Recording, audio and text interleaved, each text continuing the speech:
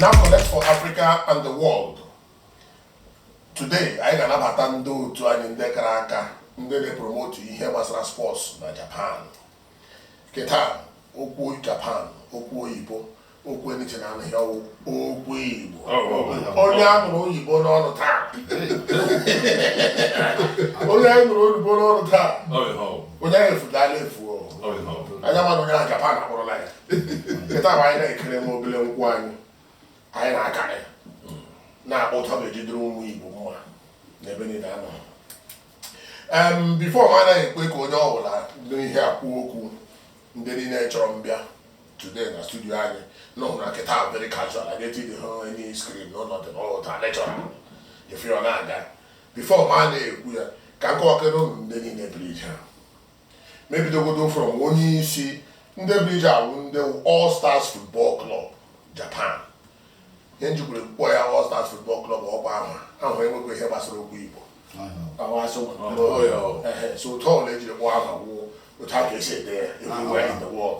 All Stars Football Club Japan, but ha based na Kanagawa, which onye ọbụla nwere ike ịjoin ebe ọbụla nọ provided na Japan na ị ga-abata ya. So akwụkwọ na this All Stars Football Club Japan na ndị ka anyị na-epromote si na onye isi ha wụ chairman wụ onye nduva wụ onye a na-akpọ Chief Belong Ọkpala na be anyị side be anyị na-akpọ Ọkpala ndị Anambra na-akpọkwa n'Ọkpala. So ọkwa mba ya chi ya n'olu ndị na-achọ Ọkpala ọrụ anyị maazị ndị ga-etụrụ ibe anyị ma ma ndị Imo ha ji na-ụgasị ọkwara ndị ke nọ ebe ọkwa na Anambra ebe ma mụkwazi anyị chọzi ndị ga na-akọwara gị ụmụ histri anyị bikọs omenala Igbo na-akwado na onye na-akọwazi histri. Biko chairman Belonwo Ọkpara welie n'aka ka ama na ọgwụ nwa ka a na-akọwara. Anyị nọ na nke onye isi anyị NAF Connect, onye nke izizi ịkpọwa afa ndị be anyị n'obodo a, ndị Naijiria n'obodo a, onye mawa nọmba 1 citizen. Ọ na-adabara m iwu n'oyibo nsọ. Ka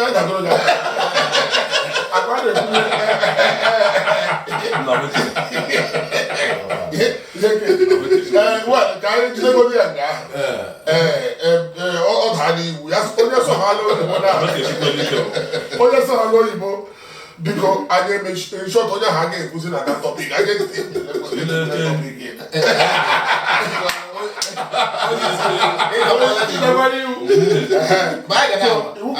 iwu agbaghara onye dabụrụ ada before anyị akọwala chairman anyị Chief Belonwo Ọkpala onye nke n'ebe a n'ụbọchị nkịta.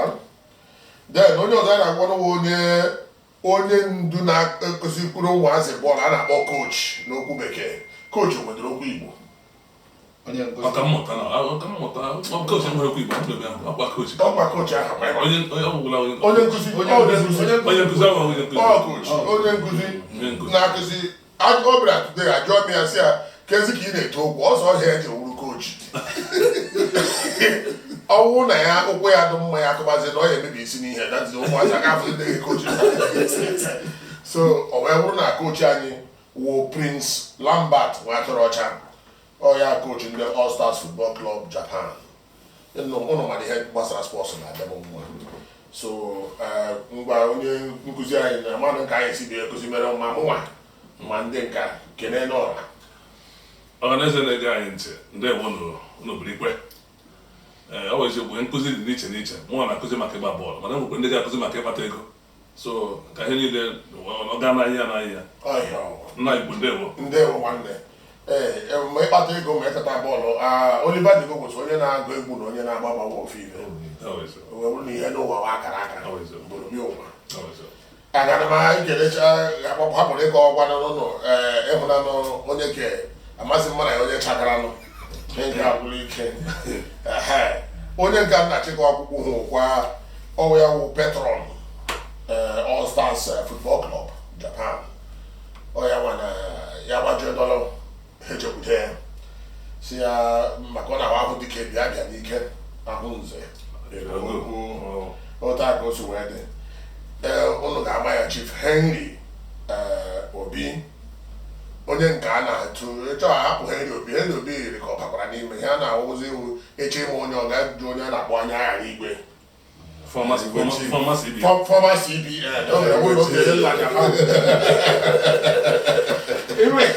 ọ bụ ike onye ala Japan ọka na-amaghị otu CBN ọma na ime Petron kele ụra ndị be mmanụ ekele m ụnụ onye anyị n'obi taa onye isi ndu onye nwe NAFCONET ọnụ na aha ya asị ericha na ebe gịnị ọ bụ onye ka anyị nọ na nke taa chief aka egbuchi ọnwa jisi ike ka ị na-eme dị mma onye a na-asụ jisi ike ka ọ na-eme dị mma anyị kelere ụdịchi akwado ma ndị be anyị ma onye ọbụla ihe ọbụla gbasara Afrịka na-eme ya a na-ata janjam biko ka anyị arụkwala iche ihe a bịara taa biko nkwụta ga-esinyere anyị kwado klọb a ka o toba a sị achọrọ ịjụ ihe nọ n'ala so jụọ ya ewu ngwere gba ọkpụrụ ọzọ gara ọrụ ukwu osisi ụmụaka akpara na ọhịa ji bịawa nga biko ịhụla ọtọ ọrụ anyị biko nyere anyị aka anyị chọrọ ma ihe gbasara ihe ahụ ji arụ mma ọnwa ya richa anyị anyị dokwuru n'afọ anyị bụ na ọ bụrụ na bịa palọ anyị mara bụrụ enwebe bịa palọ na anyị na-ama ebe anyị ga-enwe ndụ ihe achọghị ugbo ihe a ga-eji emegide ka ahụ shi anyị ike anyị gbagasịa anyị nwụcha anyị kwa anyị marịa ha gbagasịa ahụ shi anyị ike ihe gbasara ndụ anyị nweta ọ ga-esi aga na ụmụnne anyị dịga n'ebe ọzọ bịakwute na anyị bịa soro na anyị na-eme every Sunday anyị na-awụ ebi ụbọchị ụka ọbụla atakwa ekwukwere m obi gbata ụnụ ga-agbara ara m na ke na-agbalị nwere m ụbọchị ụka ọbụla ụlọ gbakọta enwere ebe a na-eme ihe ka ihe akpịrịkọkọrọ ga-awụ na mgbe na-adịghị anya enwere ihe ịsọ mpi anyị haziga anya igbochiri anyị rube ebe anyị ga-edekwa efe na-akọwa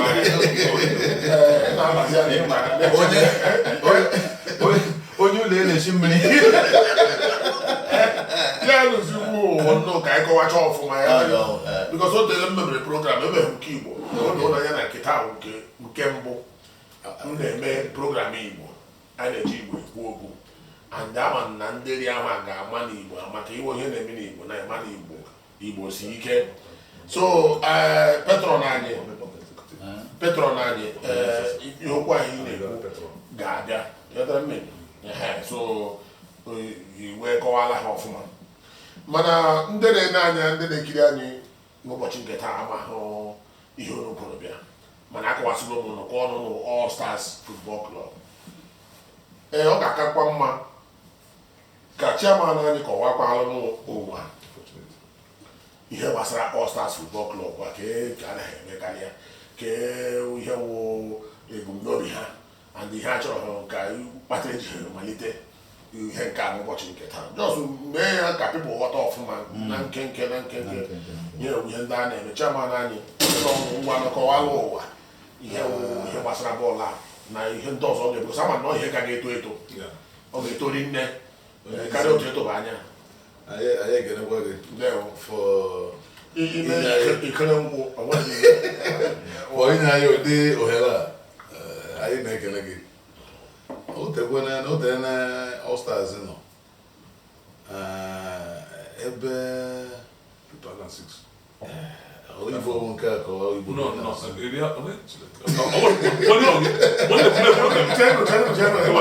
amaka ụlọ ewu n'iwe ebe English ga-abasị tinye Igbo ga-abasị tinye ebe iri puku afọ abụọ na isii ụmụnwaanyị chehusiara ma puku ị na-abalala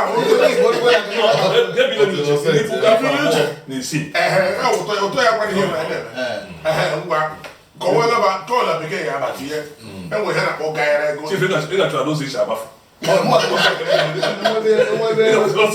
dịka anyị siri kwuo na mbụ chairman anyị kọwara ụwa ihe gbasara All Stars Football Club ka Japan ka ndị chọrọ ịbanụ ndị nwere interest ịbatanụ ga-eri nne because ọ ihe dị mma maka ahụike and managing skill ya which is talent enwe ike na-akpọpụtasị ndị be anyị na ihe ndị ụzọ dị iche iche kọwakeno na nwantịntị oge kọwalụba ihe apụtara onye isi biko anyị ekenekwe gị na-ekenekwe gị ka isi nye anyị oge a ụdị mgbe a iji were kọwaa maka ihe egwuregwu anyị All Stars.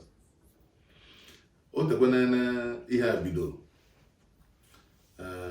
ebe 2006 2004 ka eji bido, mana a na-eme ya ọ na-agakwa ka o si aga, ọ na-egwurokwa, ọ na-agakwa ihe gbara afọ awụzi nwatakịrị.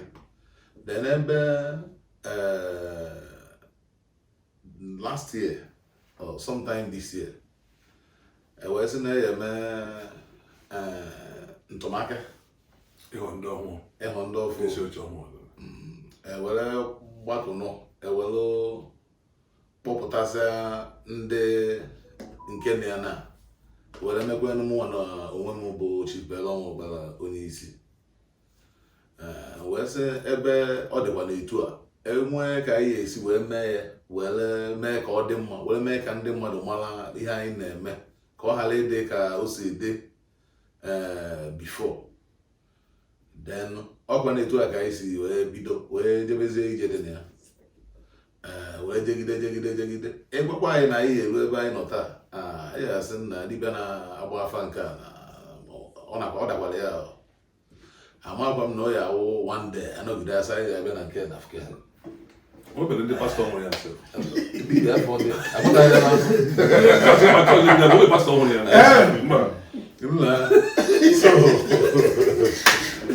ndị mmadụ na-asịkwa anyị jisi ike n'ihe anyị na-eje. Anyị chọkwara new members ebe anyị nọkarịwa ebe wụ our head office wụ Kanagawa.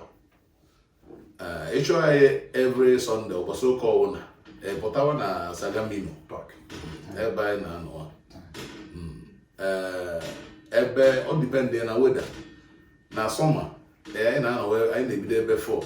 anyị ga-eme ya eme ka anyị delụba ka unu si alụ unu si eme publish ya official ka aha ya wee kwue sọma na taa echi nwanne echi time ekwuru adị different from ka a na-eme.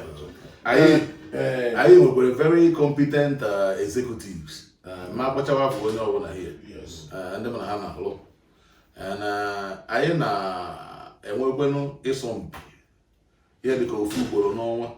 Anyị na mba ndị ọzọ nọgasị Japan na ndị Afrịka, ndị Europe, Brazil, America, ndị dị iche iche. Anyị na-awụkwanụ anọgidekwa akpọ ndị ka anyị were malụ ihe a na-eme, jụkwanụ ha ka anyị esi wee na-eme ihe ha na-enyekwa anyị direction, anyị na-agakwa.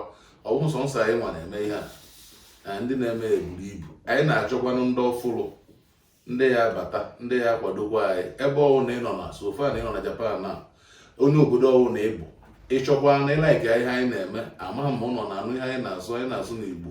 Onye ọwụ na ịwụ ndị nationality biko bịa join anyị ka chọrọ memba before the too late. O nwere mgbe o ji ruo iwe mmadụ esie ike, biko eme ngwa ekene gị onye isi anyị. Ndewo. Ọ ga-amasị m ka nkọtụrụ ụlọ data na onye isi ndị NTA Sports na Nigeria wụ Femi Johnson. Ebe a ka mụ na ha nọkwa lụta mụrụ n'ụzọ wee nọrọ na-akọle oge abịara Olympic, and ha nwere mmasị rinne ịdị na-showcase ihe ọbụla wụ gbasara sports ndị be anyị na-eme n'obodo ahụ. Ekwubughị m ya before, and ana m agwa unu na All Stars Football Club mma akpọ Femi, my good friend, gwa ya enwe ike ife match ọnụ ga na-agba a na-eshozi ya na Nigeria. Femi ga-eme ya because ọ bụ ihe ọ na-enwe mmasị for onye nke m na-eso jee Tokyo tọwa ahụ ị na-ekwu onye nwe na connect then nke ọzọ awụrụ Kola Johnson, not Kola Johnson, Kola, his name is Kola, and yes, is a special aide to the Minister of Sports in Nigeria. Anyị na ya nọkwa ebe ahụ meekwa ihe gbasara sports, mee the recording, and ihe awụ ndị nwere enthusiasm, ndị nwere mmụọ n'ime ha iji mee mma promote ihe ọbụla Nigeria na-eme ebe niile a na-eme ya, and nke All Stars Football Club agaghị hapụ iche. A ga-make sure na elinkiri one of those places, and edego m akwụkwọ to the Minister of Sports, they to NTA for collaboration.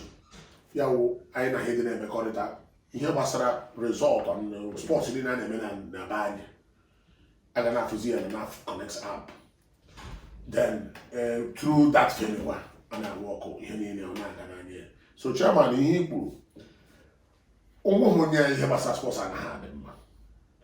And notice wee dobe ọnụ kwuo ya ijọsụrụ since aka na-eme ọ dị mkpa na onye ọla bịara ọsọ ọsọ otu ọka dị ọkụ maka ụmụ mgbe ọ ga-eru skrin eji agbazi ya ozi ihe gaghị emenwuzi. Ana m ihe ikwu chairman, and ahụ na ndị nne na-enekwa anyị ndị na-ekiri anyị ga na-ahụtakwa ihe na-akọ ọfụma. Mana before man echekwa back to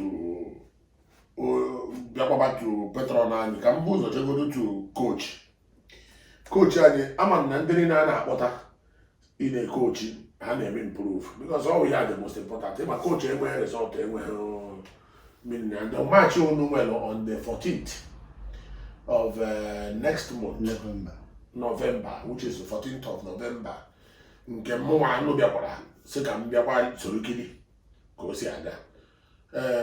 Mma bịa ịbịa afụ ka o si aga make sure ụwa niile fọrọ. So mana o nwere ka ọ dị adị mbịazie ndị otu m ebughị kọp maka ajụrụ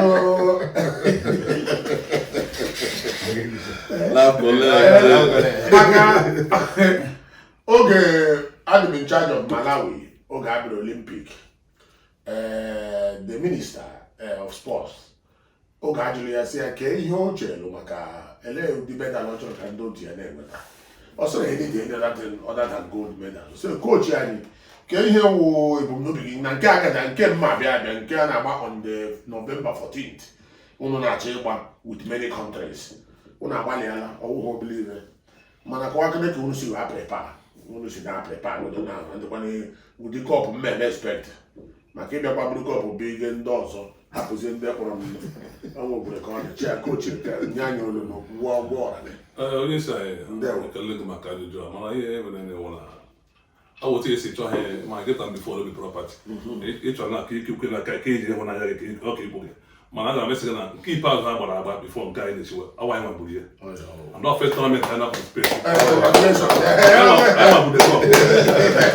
Nke a kwanụ ugbo anyị nwa na-echiwezi nke anyị nwa na nke All Stars tournament nke ahụ anyị gbara bi nke anyị bụrụ Lanka tournament for ndị Sri Lanka tournament nke ahụ All Stars tournament nke anyị nwa na-adọrect one trophy nke ahụ anyị mere for keep anyị nwa nwezi nke ahụ nke anyị na-echiwe na ahụ anyị na-ekwe gị nkwa sị na ị ga-ahụ ya agwa ha echi anyị ọ ga-adị egwu because like you said anyị agaghị bịa imenye nwanyị ihe nwere ebeta anyị gbalịkwa mgba anyị bụ ike bụ ihe agara iri anyị anyị gara iri nwanyị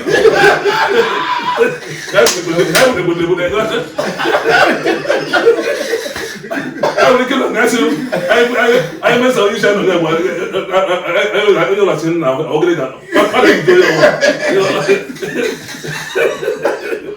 chief anyị ga-agbalị otu ike anyị ha anyị na-ekwe gị mkpesa anyị agaghị eme ihe gị ihere bikos ka onye Sri Lanka biri ibi ya bụ otu obi obi adịghị mma na ndị beta onwe ha ọ dara n'ime ya ibi ya dịkọ ndị okenye nọ nga ahụ onwe ha megburu ya so ihe bụrụ kọp bụ ihe ya so beta anyị si Chineke bụrụ ka anyị dị otu ahụ ka ọ bụrụ nke bụrụ kọp ahụ bi ya so obi gara ya mma ma gị ya mezuo otu adịkwana gị mma so onye isi awụghị nwere ike pụọ ịma ikwuchara okwu ọkpụ ndị m ga-esi ahụ ụgwọ ọkpụ ya wụ dat ịbịa chekie ịhụ na ihe gbasara sports particularly enwere ike aghara gị mma taa echi efutazie ị na-agba dọkịta. O nwere otu akọ mpa m kọrọla m mpa m bụ sprint ọ na-agba ezigbo ọsọ so bọtụ mgbe o rụziri level ebe o ruru mpa m sa ya na-arụziri ụwọ mma na abịa kwe ya n'aka ebuzie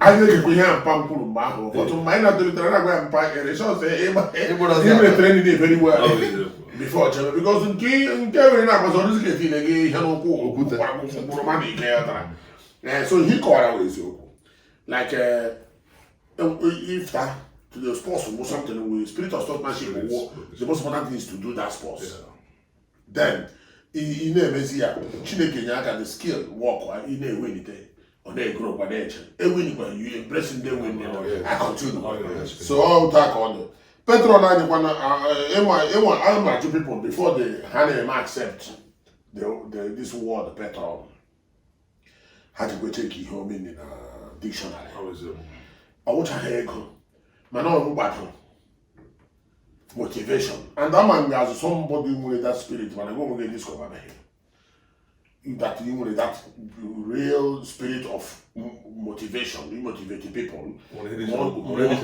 more manta memo so o time na go today one na one anya really e da mo to this now so how the first of we my program you understand me so eléyìí mkpàdé ìwò n'ịnya advice ìwèrè ịnya sị ha ji na-aga n'ihu because ebe unu na-ejela ka m kwuru na mgbe anyị na-ebidobe program sị na anyị ga-emeke sure that na ihe ụlọ incentive unu suppose ịdị na-enweta from Japan government we will appeal for that enwe ike na-enye ya as an organization na-akwado sports na Japan I am telling you I assure you about this so ele ihe nkwado nkwado ka ị nwere because obilodo mgbe o gwurike ngugbo ndị All-Stars gwurike sị m join pụ ego as Petron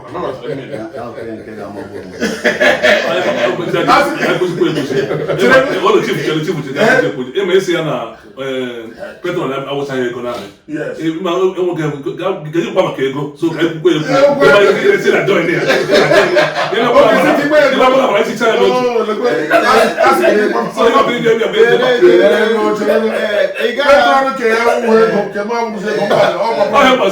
Petron niile wee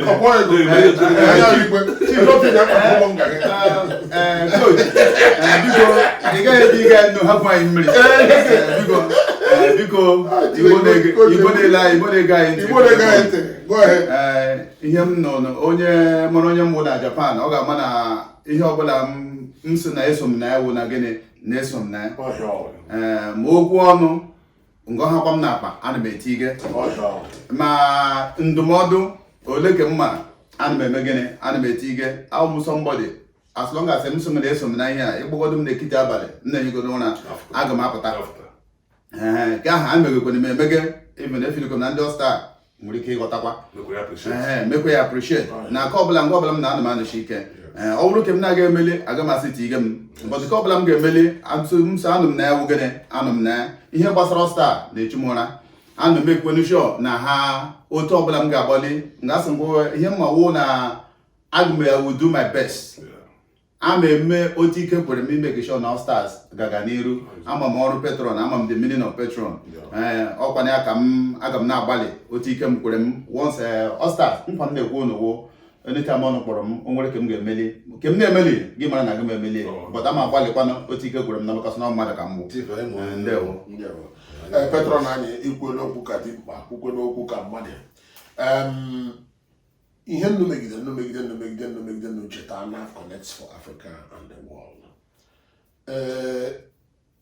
like ụmụnye kwụsị dibịa agbataghị ya n'afọ okwuteghị ya n'okwu pastọ echetaghị ya ọgwụ datara a na-emete n'agụ n'ụra enweghị amaghị di ya n'ụdị ihe a na-eme and ihe ndị ahụ ihe na-amasị m and ụka awụghị ike dịka na ha abụọ mana ihe eji ma dịka ihe mepere bụ atọ ji awụsị asị eburu dịka ejeme ebe dị na ọ kpụrụ ike ma ya nwụọ ya ere ka n'ụzọ achọ ka eburu ya ka o jee kelecha ndị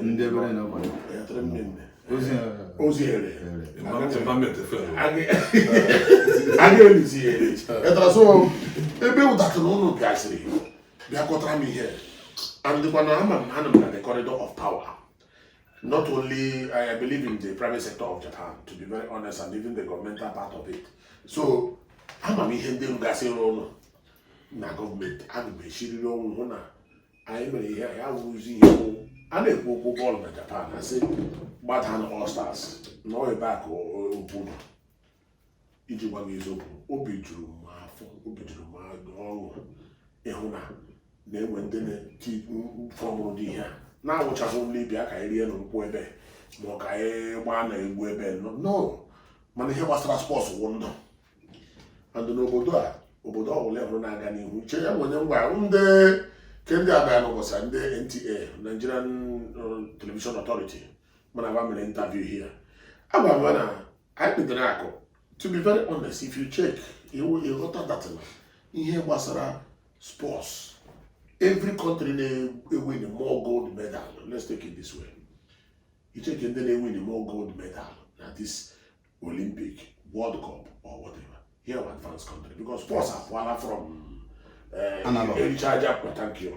From Ajegule. From Ajegule to here we scientific. So here is power. Here you need to equip our people. And no money na more here. Now when they go have still you have to shake. And the one head I'm to fight the champion and preliminary win it. You say bag it. Malaga competition. How to say that? I'm going to story. I'll go through here, man. Can you go back one in? Then you go to Hannah and then you talk. Really connects. So, you will not do talk. So that from club, from this All Stars Football Club, Japan, and then we see people, other countries in Ascan police to Ibia, Boronia training.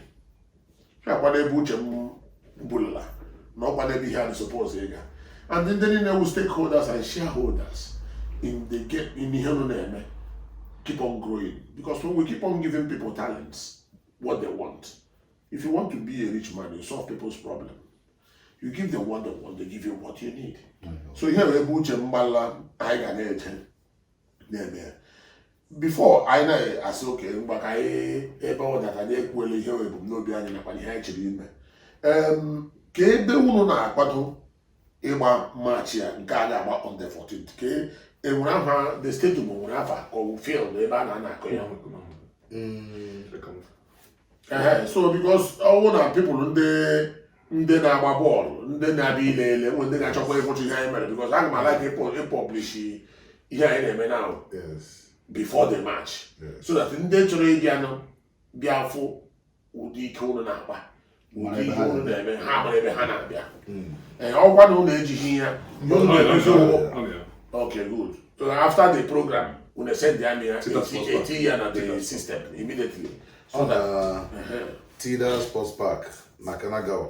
Tida Sports Park na Kanagawa na 14th November. Yes, 14th November, Tida Sports Park. Yes. Kanagawa. Yes. Way back and the All Stars done a cup for Wanine, Obrozina in Nigeria. All Stars Super Cup. Super Cup, yeah, Super Cup. Okay, they have had a cup of All Stars Super Cup. One and the way. I mean, homers. I like it. Oh no,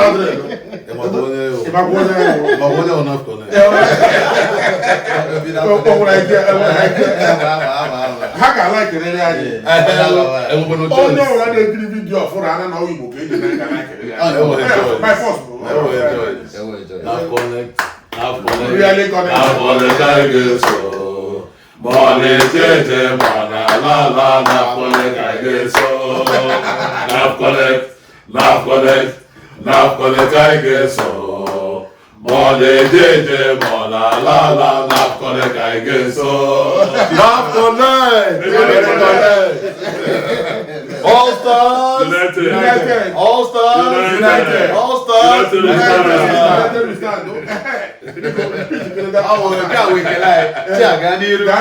All Stars United. All Stars United. All Stars United we stand. In my hair, my king is a woman. What I see now to be my map the United money home. I like him. All Stars United, United we stand. The slogan and the acronym. I quite something like it.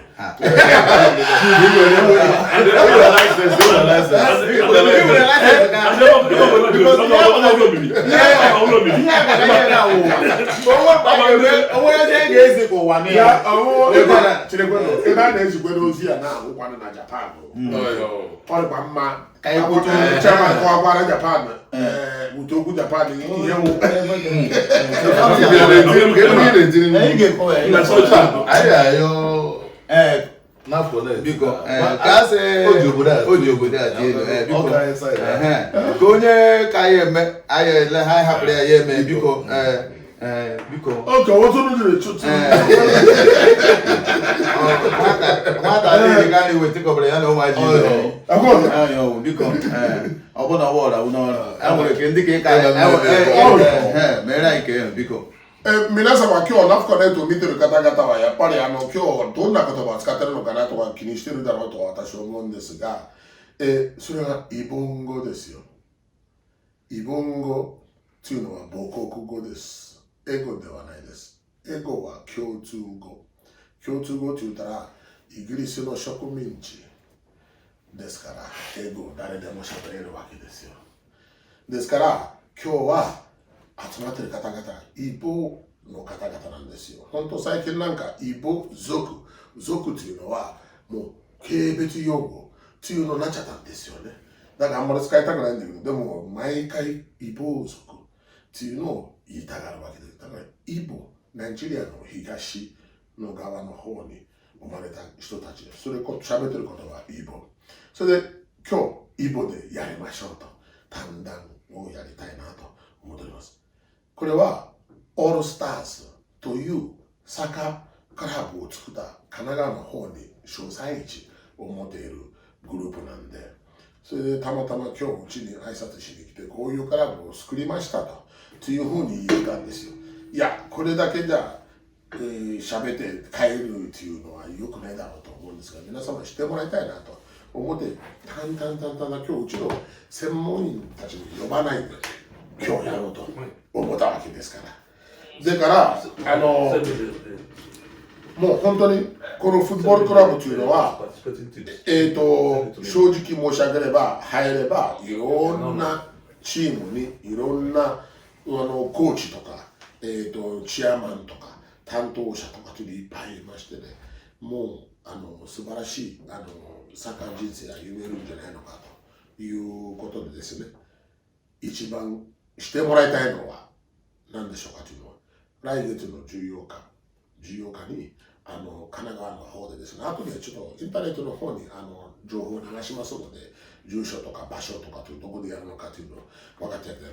このオールスターズフットボールクラブジャパンは今度いろんな国を集めて試合っていうかをやって誰が決勝までやりたいなということでですね、そこに足運んでいただければいろんな国どれぐらい試合しているのか、どれぐらいサッカーやってるのか、どれぐらい頑張ってるのかというのは、していただくと思っています。問わずアフリカ人だけじゃなく、もう誰でもそのクラブに入れるんだということを認識しましてですね、どうかご支援、ご協力のほど賜りたくお願い申し上げます。一回足運んでみれば、あ、これぐらい素晴らしいだなとかという時間するではないでしょうか。どうかよろしくお願いいたします。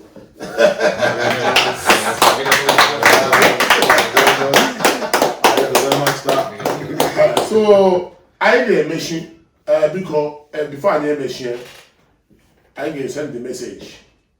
Ozim capital from me, no people. Ozim only wall no na Japan. Mekọrọ bọọlụ na-egere ije na-egbu ọsọ ihe gbasara spọs maka ndụ mmadụ.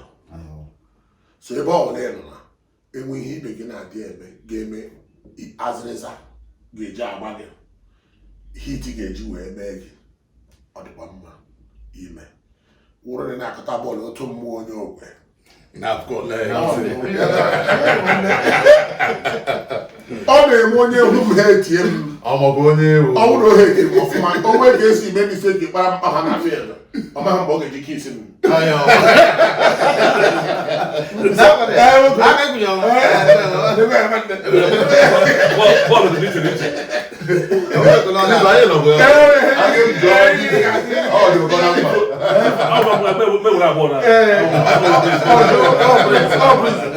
so ihe m ji abụọgara na ihe ewu ị gaghị ama mgbe ị makara onye ụgbọ bikọs o nwere ihe mmeji bọọlụ mekata ilozi ihe ọjọọ niile m mere gị, mana nna hụ na oke abịala ọ gwara ihe na gị hapụrụ ya dịka yọngụ ka a naghị emezi biko inwe efe na on the 14th of November biko anyị ga-publish the address na this YouTube channel ka efu ebe a na-eme ya biko bịa kirigodo n'anya marazi ebe ga-ajụ anyị ma ị gaghị ajụ anyị ndewo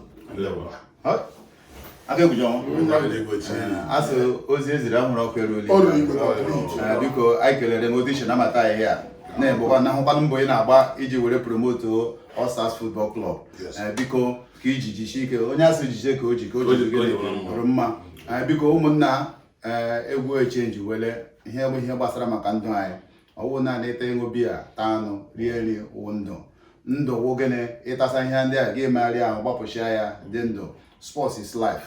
Biko ọgwụgodo ma ị gaghị eso anyị agba afọ ole ọbụla erube eso anyị ọwụrụ aka gị kụwa echi ọchị it will help you a lot ihe gbasara ndụ gị achọ stress ọhịa ọka ọwụ biko na on behalf of All Stars kemụwawu patron ha ana m ayọ unu bịa nụnyere na anyị nidiri unu biko aga m ewe oge ọnụ too much because ihe ube nwa anyị na-grow and we're picking speed biko bịa nụnyere na anyị ana m ekele biko o jikwa m ọpụta ohere a na-ekele NAF Connect maka ụdị nnabata ọ nabatara ito nga ata n'abalị a anyị atụwa ha anya ke ihe anyị nwetara taa karịrị ihe anyị kwere bịa but onye ama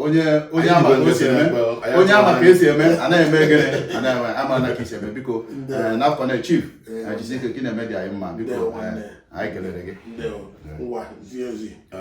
biko ndị be anyị ekene m unu enweghị na onye be anyị asọmaghị ihe wụ bọọlụ anyị na-ebido na nwata the most popular sports anyị nwe ebe anyị wụ soccer football anyị bidoro from ịgba with ụkwa with enweghị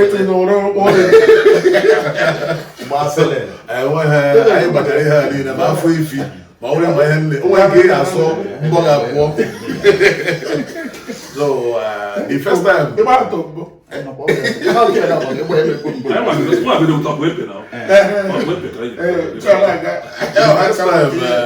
mụ gara Enugu ọkwa na bọọlụ bujere m ebe a adị m ebe 7 years iwe ghọta ihe a na-agwa gị so anyị abịakwa ebe a anyị baịkwana ihe anyị ma anya ya biko anyị na-ayọ ụnụ biko ebe onye na onye anọ na-anụ ozi anyị ị nọ Ọsaka ị nọ na Goya biko anyị na-ewe onye ọbụla bịawa biko ọgwụgwọ nnọọ financial support ka ọsọ onweghị otu ọnwụ na-enweghị financial support onwe ya na-eme anyị nwere ma POS ụnụ chọọ ịkwụ ụgwọ anyị enye ụnụ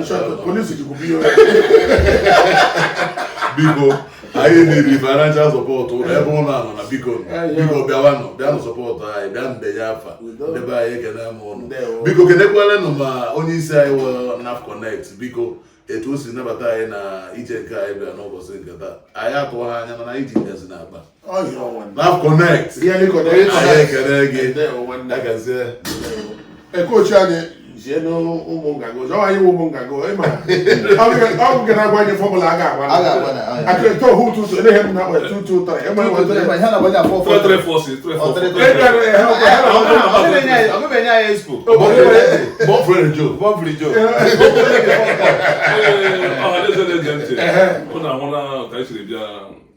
ndị ekesi ngakwiri walọm aka gakwuru oke ozi ngakwiri ọwa alọm because anyị ma na anyị ga-abịa fọdụwa n'ikuku ebe chief mara pasị ọrụ dị n'iche n'iche ọgwụ ọrụ ka anyị bịara adụbaịtụ ka anyị bịara anyị kwesịọ ma anyị ihe anyị ma abụghị anyị nwaanyị rigoro ike wiri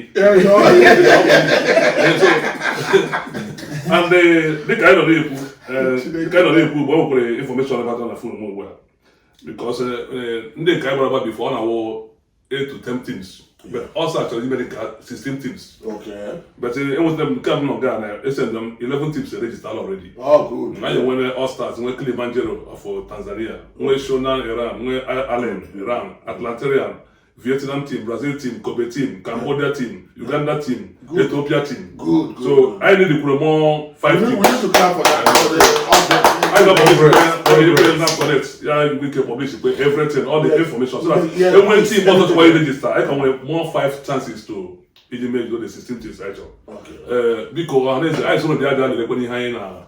Chineke gọziri ndị ojii ọ ma always ekwu team anyị ndị ojii ndị ojii always ọ dị open for you but ọ gara ndị ojii ị ga-agwa na Chineke gọziri ndị ojii weta ihe onye dị iche bụ ihe sports ịbịa ebe anyị bịa ihe anyị na-eme ebe anyị ị nwere ike mewa akwa enwecha talent ndị dị ụta na west but anyị kele Chineke ịgakwude onye dịka NAF Connect ọ dị ka ebe mmadụ gara ya sị na edikọbara talent ya ya hụ na ebe ya nọ so anyị gara ebe anyị gara wụ the right place ka anyị jere so anyị sị m Chineke ndị a ebe ka anyị bukwe kọpụ ka anyị rakwa ịwụ NAF Connect na ọnwụ ha ọzọ anyị chere ugbu a chifu ndewo biko ndị imechi okwu anyị wụ anyị nwere slogan and slogan anyị NAF Connect really connects. We will recite it together to continue. NAF Connects. Really connects. NAF Connects. Really connects. Thank you very much. God bless all of you. Thank you. I got They won. I got